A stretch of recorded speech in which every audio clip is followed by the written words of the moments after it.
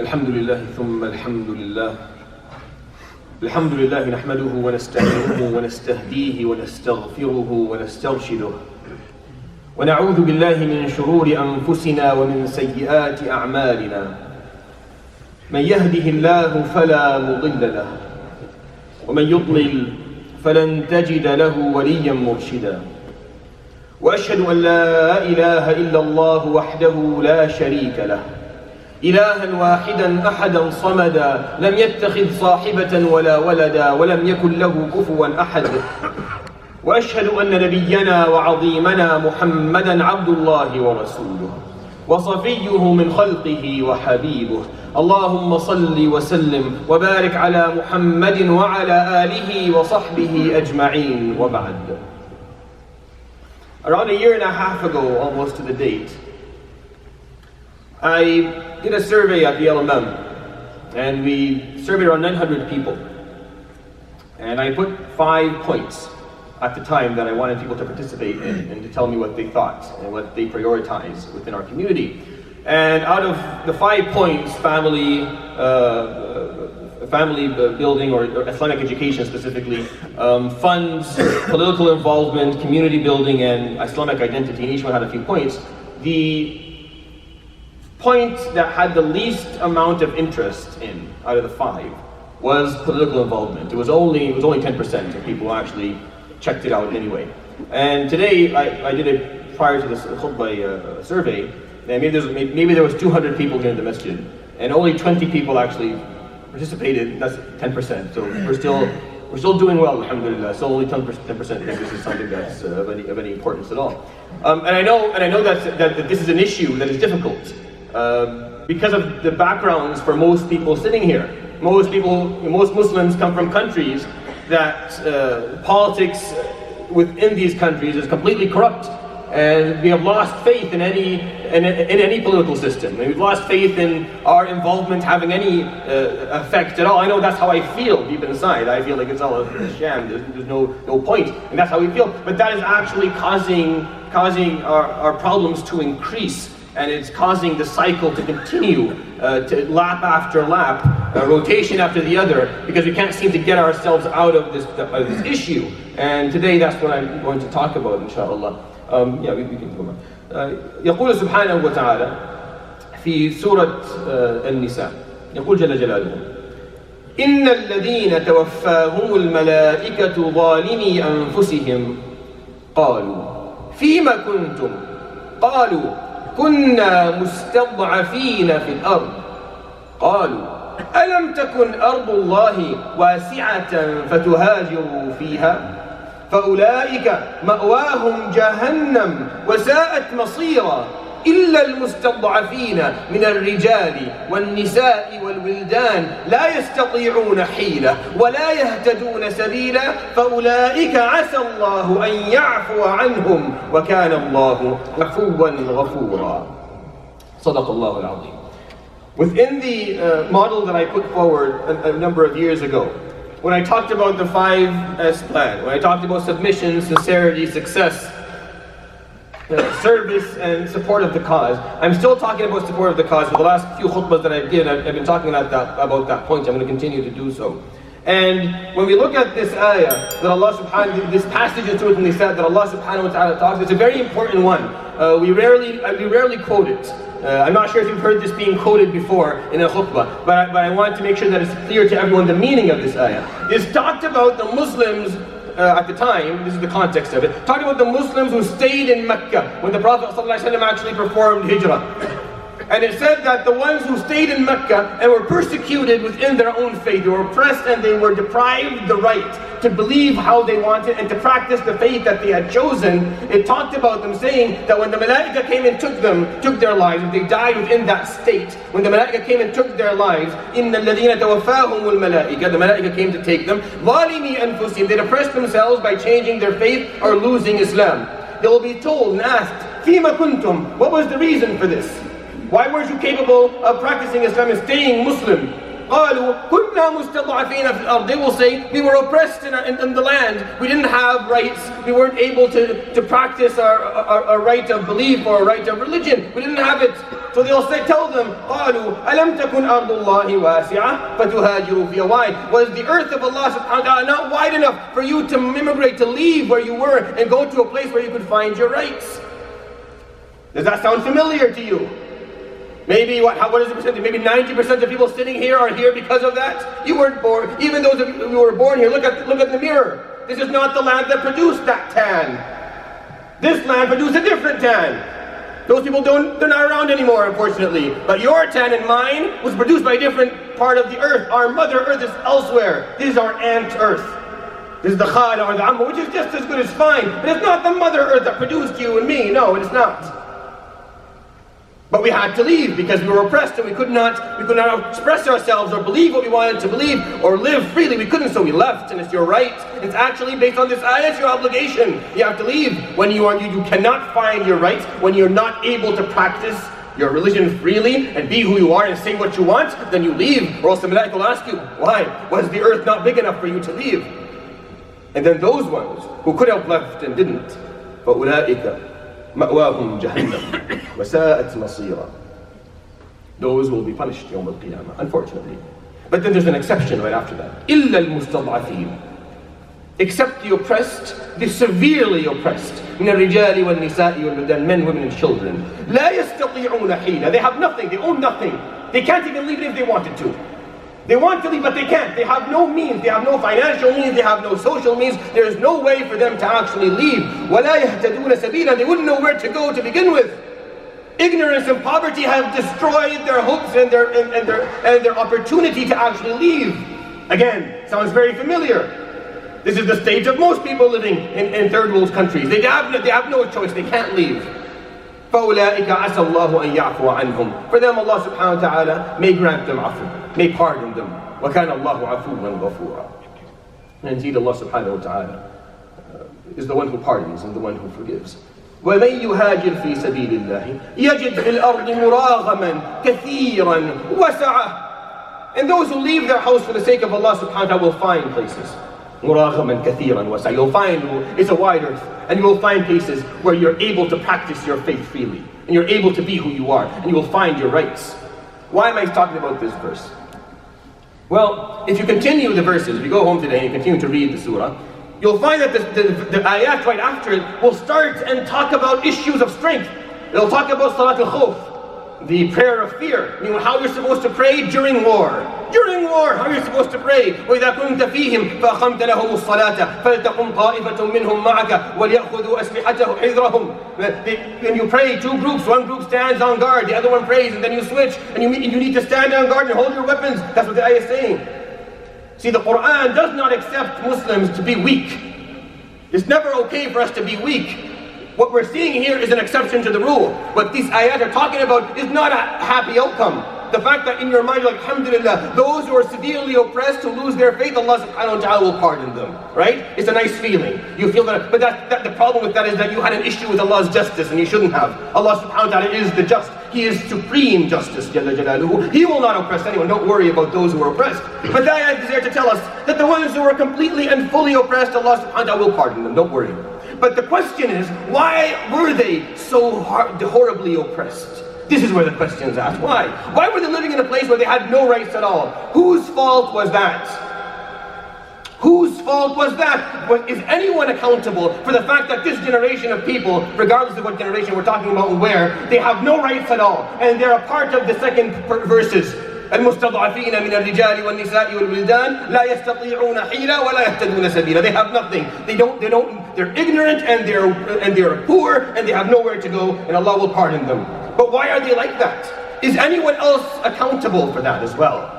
Is it just the governments? Or maybe the generation before that and the generation before that are generations who gave up their own rights, who didn't stand up for their rights, and then their rights were taken away slowly, generation after the other. It was pulled away until one generation had nothing at all. They're not accountable. What about the 4 generations before them that were too lazy to do their job? What about them? Are they not accountable? Well, that's a question you're going to have to answer for yourself. I believe, of course, they're accountable. Of course they are. This is just talking about the aftermath. the aftermath of weakness. Some people will be in such a bad situation that even though they die with kufr, Allah subhanahu wa ta'ala may pardon them because they had no other way to go by it. They were too weak. But what about the ones who had the ability to make a difference and didn't? And chose not to. Chose not to participate, chose to sit around and watch. Chose not to say anything and not to try and make a difference when it was their obligation to do so and to try their best at least so that there wouldn't come a generation like that. If anybody on earth should understand what I am saying, it must be us. It must be the people sitting here. No one on earth could relate to what I'm saying more than you, because you are here as a result of what this ayah is talking about.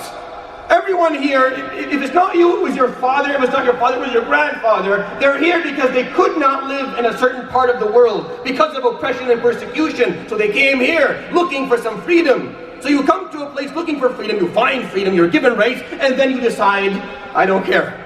It's not I don't care. I have what I want. It doesn't matter anymore. It's the same cycle. That's what your great and my great grandfather did in our countries maybe 400 years ago. They did the same thing. They were happy. They had enough food to put on the table. They had enough clothing to cover their bodies, and they were living in nice houses. So they stopped caring. And they stopped caring. It didn't really affect them. It affected us 400 years later. They will carry the responsibility for that Yawm al-Qiyamah. May Allah forgive them. Say Ameen. We don't want our family members to be punished, but that is the reality of the issue.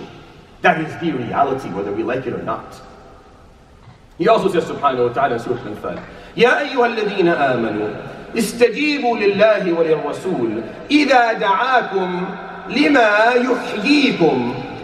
O those who believe, respond to Allah subhanahu wa ta'ala and His Prophet when they call upon you to do something or to perform something or to participate in something that will grant you life. يحييكم will grant you life. Ya Rab, we're already alive. If we weren't alive, we couldn't understand what you just said. See, I'm smart.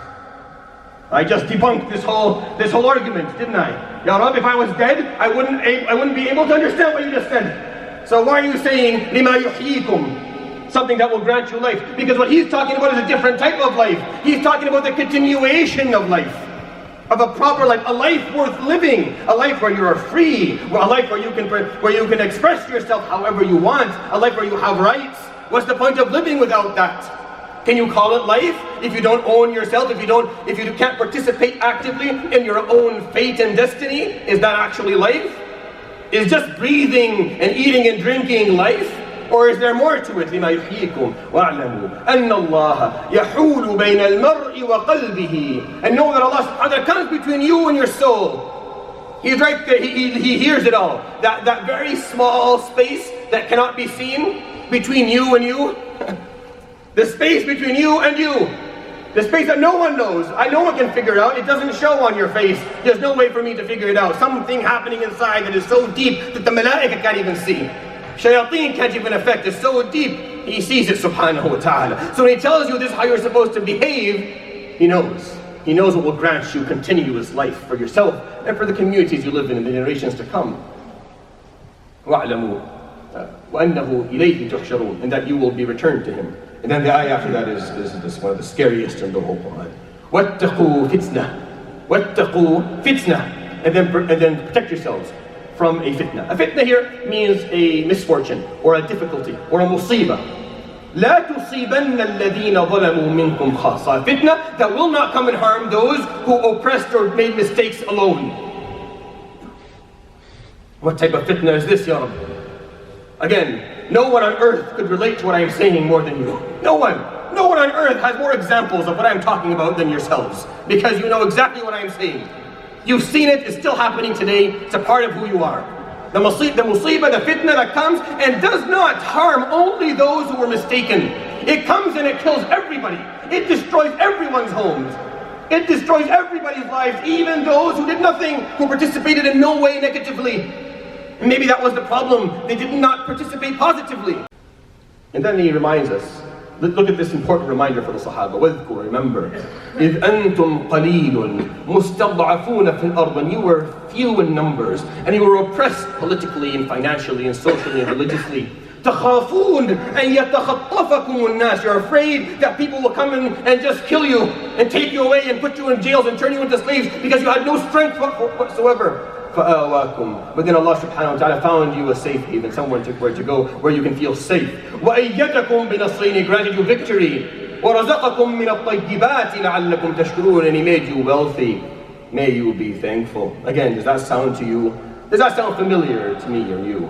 Do you have an example of maybe someone who went through something like that? Was once in a place where he was scared for his life. She was scared for her life. She didn't have enough food. She wasn't sure that she could live to see the next day. She had no rights. She was oppressed. And then suddenly she found a safe haven. Suddenly the doors opened and she came to a place and now she has rights. Now he can live, he can speak, he can teach, he can learn, he can work, he can raise a family. لَعَلَّكُمْ تَشْكُرُونَ. May you be thankful. Can you be grateful for that? Can you be grateful for that? That Allah subhanahu wa ta'ala offered you to open the door for you. How many doors were not open for so many other people? You get to watch them every day on TV. As they were wishing for doors, but the door never opened. And now they're dead on the other side. May Allah subhanahu wa ta'ala protect our family members and extended family members. Say, I mean, here and overseas.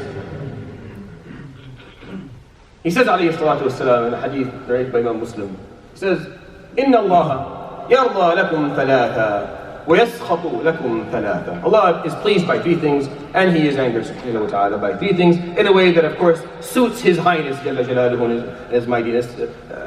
When He is pleased and when He is angered Jalla Jalaluhu, that is something beyond the description of how we are pleased and angered. That's something specific to Him subhanahu wa ta'ala, but the same concept applies. The first one, أَن تَعْبُدُوهُ وَلَا تُشْرِكُوا بِهِ شَيْئًا. It pleases Him for you to worship Him and no one else. To serve Him and serve no one else. Shirk. Make sure you have tawheed. Make sure you have tawheed. That pleases Him subhanahu wa ta'ala. Second one. وَأَن تَعْتَصِمُوا بِحَبْلِ اللَّهِ جَمِيعًا. And for all of you as Muslims to hold together.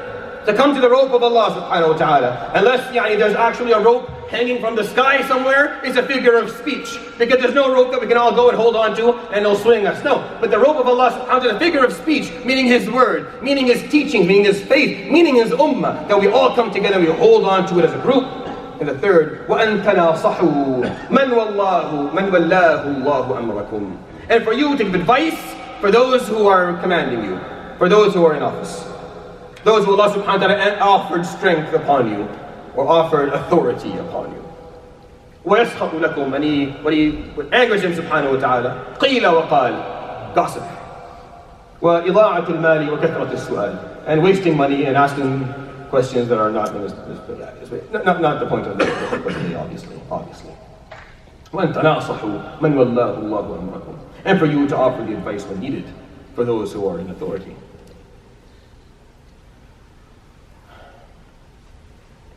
Now, the problem that we have as Muslims, we haven't started talking politics yet. When you oppress a race of people for 200 or 300 years, and they are deprived the right to participate politically, a lot of build-up happens in the minds and the hearts. That's why the moment we're allowed to speak of politics, it's never a conversation, is it? If your dad and uncle or your older, do they ever speak politics? No, they yell politics. They fight politics. Because we haven't been given the time and luxury to say what we want to say. It takes time to get that done. In order for you to get all the years, the 50 years of your life of political oppression, to get everything off your chest is going to take time. And for every other person to do it will take time as well. But we need to start somewhere. And we have to get this moving so that we can finally start having an opinion that is actually useful. Because right now, we really don't.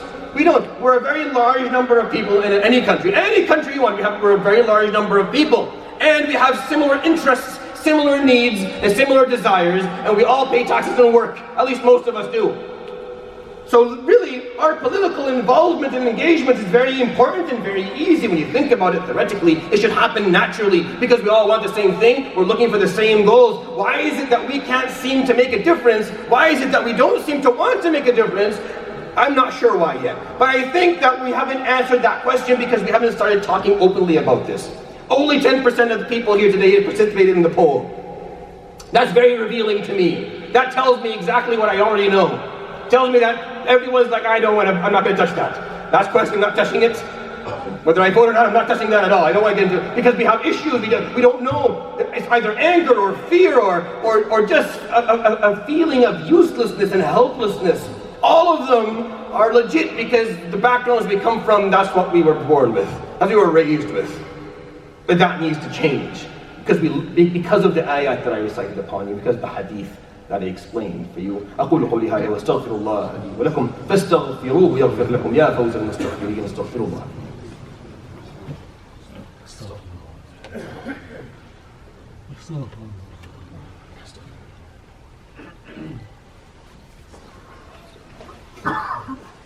الحمد لله كما أمر وصلى الله وسلم وبارك على سيد البشر وعلى آله وصحبه ومن تبعهم بعدد قطر المطر. وبعد ألخص لكم بالعربية. القضية اليوم قضية الانتخابات القادمة، سواء كان عندك القدرة أم لم يكن عندك القدرة. التفكير في قضية السياسة في هذا البلد مهم. نحن نأتي من خلفيات سياسية وخلفيات عرقية وخلفيات اجتماعية قد حرمنا فيها وخلالها خلال سنين عمرنا وسنين عمر آبائنا وأجدادنا من المشاركة الحقيقية في السياسة. السياسة عندنا هي عبارة عن مشكلة كبيرة لا يعرف أولها من آخرها، لا تأتي إلا بالدم ولا تأتي علينا إلا بالشحناء والبغضاء. وهذه طبعا مشكلة لم تبدأ من جيلنا نحن، وإنما بدأت من 5 أو 6 أو 10 أجيال قبلنا، ما زلنا نعاني آثارها اليوم. ولكن نحن الآن نعيش في بلد مختلف وأمامنا مشكلات مختلفة وتحديات مختلفة لم تكن أمام أجدادنا أو آبائنا. المشكلات التي يواجهها الشباب اليوم مشكلات لم تواجهها أنت يا أب ويا أم، لم تواجهها، لا تفهمينها. فمشاركتنا السياسية واجبة علينا في هذا البلد. لا أتحدث هنا عن فقط أن تدلي بصوتك، لكن المشاركة العامة. قد يكون هناك أسلوب مشاركة أفضل من مجرد الانتخابات نفسها، لكن علينا أن نفهم أن وجودنا في هذا البلد يحتم علينا بل يوجب علينا أن يكون لنا صوت. إذ لم يكن هذا الصوت من أجلك أنت، فليكن هذا الصوت من أجل المستضعفين في الأرض خارج هذا البلد، ممن تركتهم خلفك، ممن تركتهم في ديارنا، حيث كنت تسكن، حيث ولد أجدادك وآباؤك. فليكن لك الصوت، على الأقل صوت يقف مع الحق ويرفض الباطل قدر المستطاع. لكن أن تنأى بنفسك عن المشاركة السياسية، هذا هو الخطأ الذي ارتكبه أجدادنا من قبل، وهذا الذي أدى بنا إلى ما وصلنا إليه في عالمنا الإسلامي اليوم العربي. وصلنا إلى الدمار لأن هناك أجيالا قبلنا نأت بنفسها عن السياسة تماما، خشية الفتن وخشية الشحناء والبغضاء. السياسة قضية صعبة، الصحابة اختلفوا، لسنا أفضل منهم، هم اختلفوا في السياسة لكن لم ينأوا بأنفسهم. والذي نأى بنفسه منهم عن السياسة فيما بعد ندم كابن عمر، قال نأيت بنفسي ولو وقفت مع علي لكان خيرا، كان أحسن، كان أفضل أني أقف مع علي، لكني ما وقفت، نأيت بنفسي. ما تنأى بنفسك، لأن الضرر لا يأتي عليك أنت، إنما الضرر يأتي على أجيال من بعدك يستضعفون استضعافا يحرمون فيه من الرزق الحلال ومن التعليم الصحيح ومن الحقوق البسيطة، كأن يتحدث أحدهم برأيه. عودنا أن آراءنا نحتفظ بها لأنفسنا، ثم نؤذي بها زوجاتنا وأولادنا وجيراننا، لكن لا تخرج خارج هذه الدائرة الضيقة. الواقع هنا مختلف، وباختلاف هذا الواقع يجب أن يختلف السلوك، سلوكنا يجب أن يختلف أيضا. I will summarize for you, inshallah, the points that I wanted to make. What we try to do as Muslims here is we need to make sure that we secure our safety and our prosperity as communities. That is our obligation as Muslims. We need to participate politically to the point where we secure our safety and our prosperity. We need to make sure that our civil rights are held, our legal rights are preserved, our religious rights are preserved. That is our obligation. We have to do that. We have to be a voice for those who don't have a voice. We need to stand by just causes, whether they are Muslim just causes or non-Muslim just causes, or maybe just an environmental cause that is just that we know that we need to be a part of. Even if it's just that, you need to have a voice somehow. That's important. How do we achieve that? Well, there's a few thoughts. There's a few things. First of all, understanding the political scene that we live in. Meaning you need to understand how the politics of this country works. it works. You can't act like it's something that is beyond you or you're not interested in. You need to understand how the political system of this country actually functions so that you can figure out where you fit and what you can do that is helpful. That's number one. Number two, you need to raise awareness about this within your own family and with those who surround you, because it's very easy for us to come from other countries or even grow up here and not care at all about any of these issues whatsoever. And then when you find out that a government is now changing this and doing this and passing this bill and passing that bill, and you can't do this and you can't act like that, you start feeling, why is this happening? It's happening because when you had the chance to actually intervene, you didn't. You didn't intervene, you had no voice, and you sat around. The third way is voting. Voting can also be a part. It can participate, obviously, in making the difference. What I want to finish with and end with is that Islamically, voting does not violate any religious laws. The reason being is that we're not living on the land of Ibrahim alayhi salam. We're not in a majority Muslim country. This is not the Holy Land. This is not the Middle East where all the Abrahamic faiths were revealed, where the majority are Muslim and the norm is for the law of Allah subhanahu wa ta'ala to govern the land. We're in a different part of the world. It's a majority non-Muslim country. The Constitution never cared about the Quran to begin with.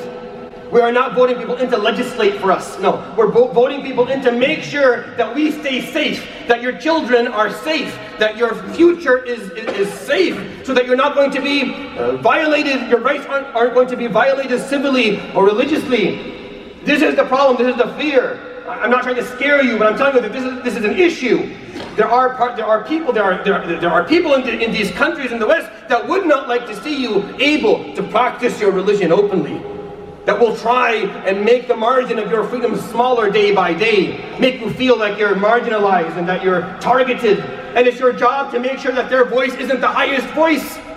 It's our job to do so. We govern ourselves by the laws of Allah subhanahu wa ta'ala. I govern myself by them.